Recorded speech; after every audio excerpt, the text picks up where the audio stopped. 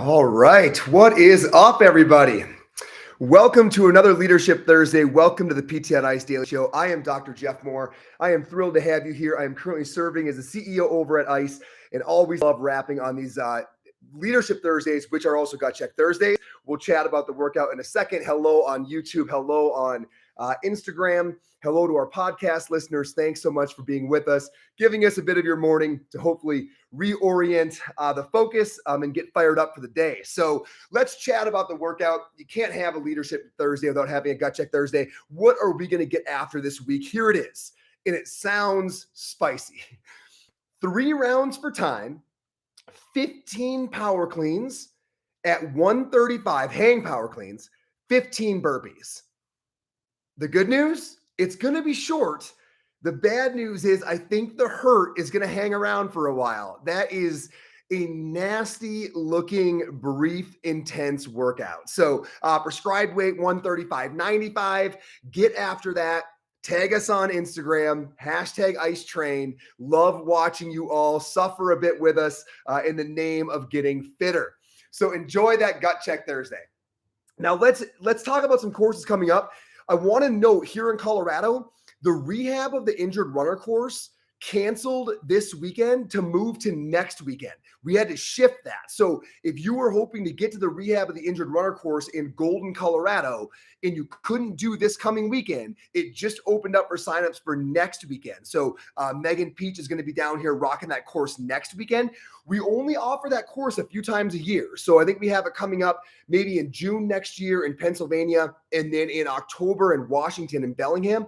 But it's not one we offer often. So if you're hoping to get to the rehab of the injured runner course and next weekend works for you in Golden, get down there and get after it. All right, let's talk about this. So it's Leadership Thursday, and I want to talk about starting with greatness. Now, honestly, while writing up this episode, I realized I probably should have started here.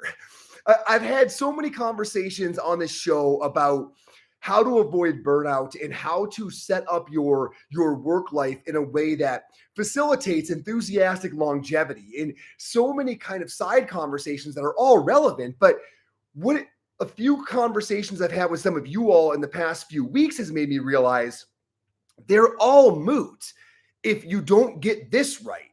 Those are all really kind of ornaments hanging on one tree, and that tree is greatness. And that's what I want to chat about this morning, starting with greatness. What do I mean by that? I mean, do you honestly believe that the group that you're thinking about applying to, that you're thinking about bringing your energies and talents alongside, do you, in the deepest part of you, believe that they are doing something great?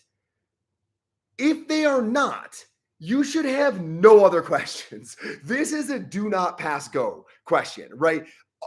You can only align yourself with a few groups in your entire professional career. When you look back at it, I promise you, whether or not you all were doing something great is all that's really going to matter. It all starts with, is this group truly doing something great? Now, the next question that spins off that, of course, is, well, what do I mean by great?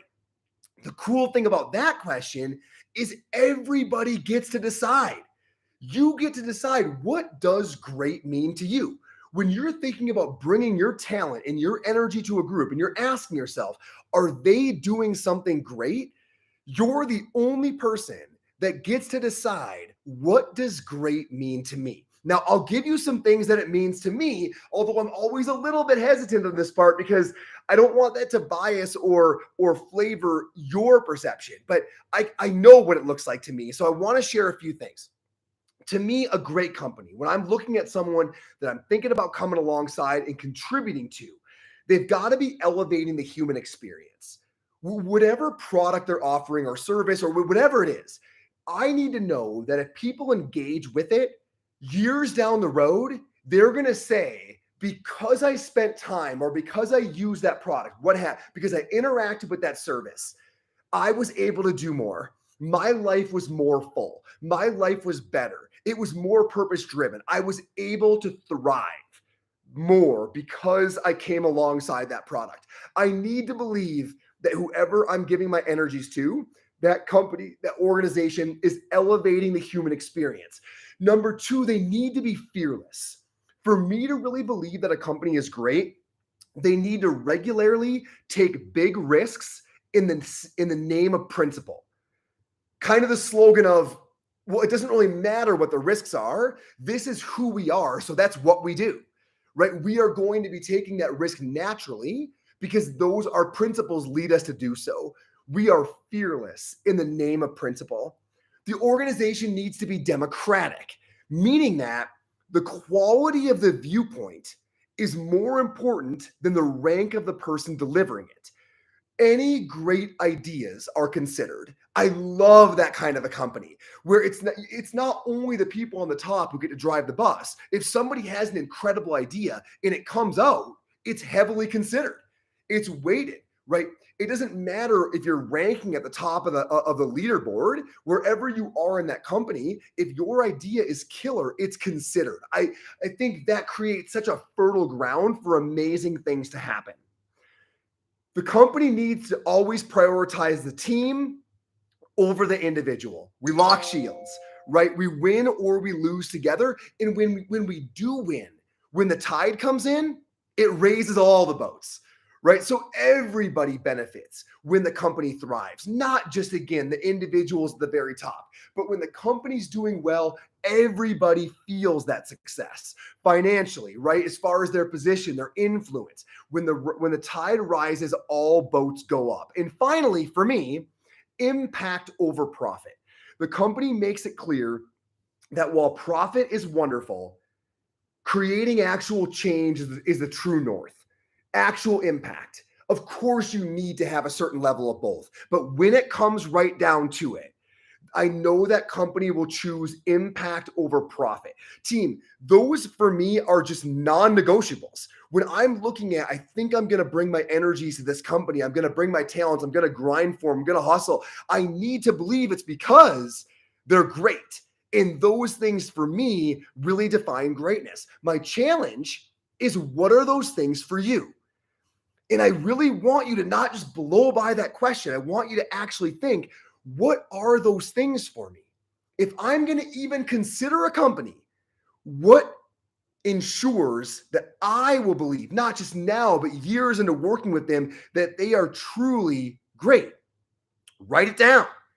And that's where you should start. That's the question before any of the other stuff we've covered. You don't pass go until you meet those benchmarks.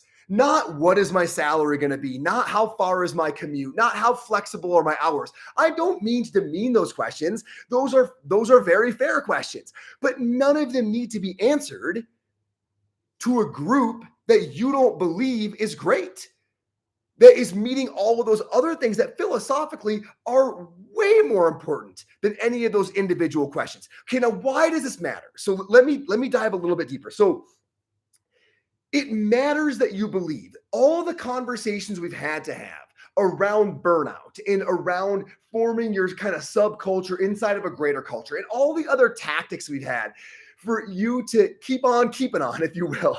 They're all necessary, I'm now realizing, because so many people have joined a company they don't believe is great. They don't really believe in. It's just a job. And you're a sitting duck for all the negative sequela of burnout and all of the other downstream issues we've chatted about over the past couple of years. Because when you truly believe in the group you're working with, all of those things don't show up. Burnout is really hard to come by when you absolutely believe in the mission that you're driving to work to execute. Not only what you individually are going to be doing, but what your organization collectively is doing. When you believe that you're a part of something that's really changing the lives of the community that you are in, burnout is hard to come by because that is a real source of inspiration. Number two, finding ways to grow that company, to expand into new markets. That doesn't feel burdensome anymore. It doesn't feel like a corporate requirement. It feels like the one thing you really want to do. You can't wait to find inroads to bring this message to others. It's why sales now no longer feels tacky. You don't feel like you're peddling a product. You legitimately feel like you are sharing something that is going to drastically elevate that other individual's life. When you bump into individual personality conflicts, that's natural. I mean, in any company you're in, you're going to have some folks who you don't gel quite as well with. But when you bump into individual personality conflicts with your manager or what have you, it doesn't bother you nearly as much because it's bigger than you both. The problem is, if it's not bigger than you both, if you don't think that your company is aligned with greatness in this way, then it does become about the small stuff. And every single one of those things grinds your gears. When it's about something bigger, the small things don't matter as much. And that simple alignment is probably the biggest thing that we can do to target that enthusiastic longevity. The cool thing is, one, it's all cool, but one of the other cool things is if you do make it big, if this group that you do believe is on the path to greatness, if you do make it big, the success is so much more than financial. Like, think about if you truly align around a great purpose and it hits and you start growing. Well, now the next thing that you get to do is you get to recruit people into this. You get to go out and say, look, we've got openings. We're doing something great and you can be a part of it. How cool is that? Like, what's better in your career than when you can bust down a door and create a bunch of opportunities for people in your same line of business, right? Who can now be a part of something great that you helped to spearhead. There are very few things that are more rewarding than creating those opportunities for people who are coming behind you. But that's only exciting if you really feel like what you're doing as a crew is amazing. These people that you're successful with, the people that you're recruiting to come alongside or behind you, these are the right people. These are the people that you're aligned with philosophically, morally, ethically. So whatever the next thing you do, like now that you've got some steam with this project, I promise you the next project's going to be even more amazing because you're with the right people. Team, that saying that tends to live in the personal development space of you are the average of the 5 people you spend the most time around with or whatever. Team, there is a very real professional ramification of that. Your crew, your squad, your entire career is going to mirror the values of these people. Because when you're together and you're starting to get some steam and you say, what should we do next? The quality of these humans is going to dictate the quality of the projects that you're now a part of. So making sure you're a part of something where greatness is valued this much brings in those kind of people, and those kind of people can complete or launch the next thing that's going to be great. So getting that circle or that tribe together is critical. Now, what if you don't make it? What if it doesn't take off? What if you shoot for greatness and no dice? Happens all the time, right? What if you don't make it? You are never going to look back and fault yourself for swinging the bat hard at something you truly thought mattered. That isn't where regret lives. You taking a chance at something that you truly thought mattered, you're not going to regret that. You're going to be proud of yourself for taking that swing. And again, just like the previous bullet point, you created a squad. You rounded out people who have similar values, who believe in greatness in a similar way. And I promise you that next idea is right around the corner. It won't take long when you get a group of people like that together. You've now got the right team. Maybe that wasn't the right product, but you have the right team. The product was going to be short term. The team can live your entire career.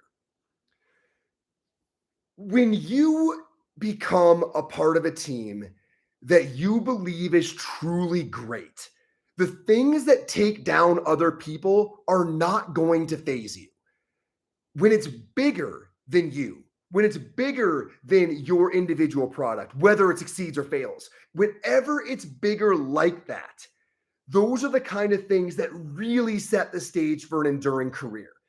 And even if they go good, bad, or otherwise, when you look back, you're always proud you were a part of them.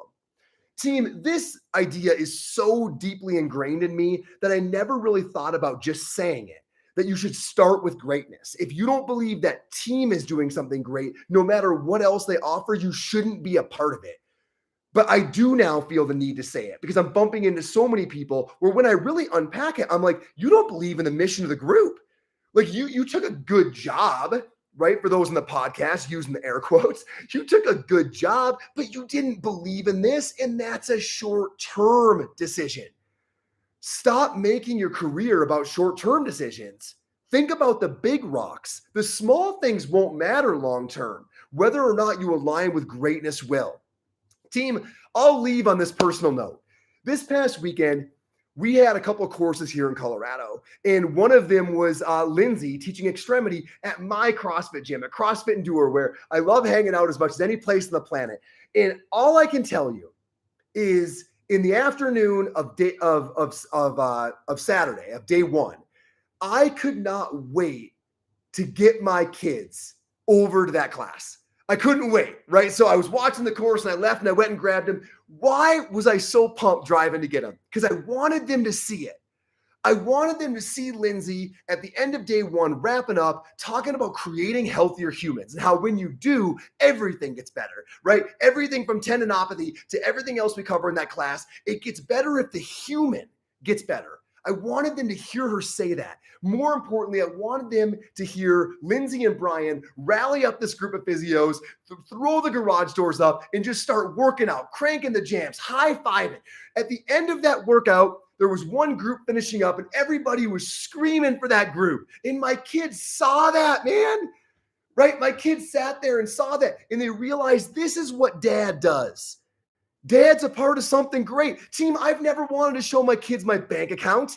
I've never wanted them to show them really anything else about the company. I've never wanted to show off our website to them or any of our products, but man, I wanted them to see that. I wanted them to see that we travel the country and motivate humans and people are getting healthier because of it, and it matters. It matters. All I'm saying is that's the kind of stuff you're going to want to show your kids. That's what actually matters. Align yourself with greatness. The small things will never bring you down. Give it some thought. I'll see you next week. PTOnice.com. You know where it lives. Cheers, everybody.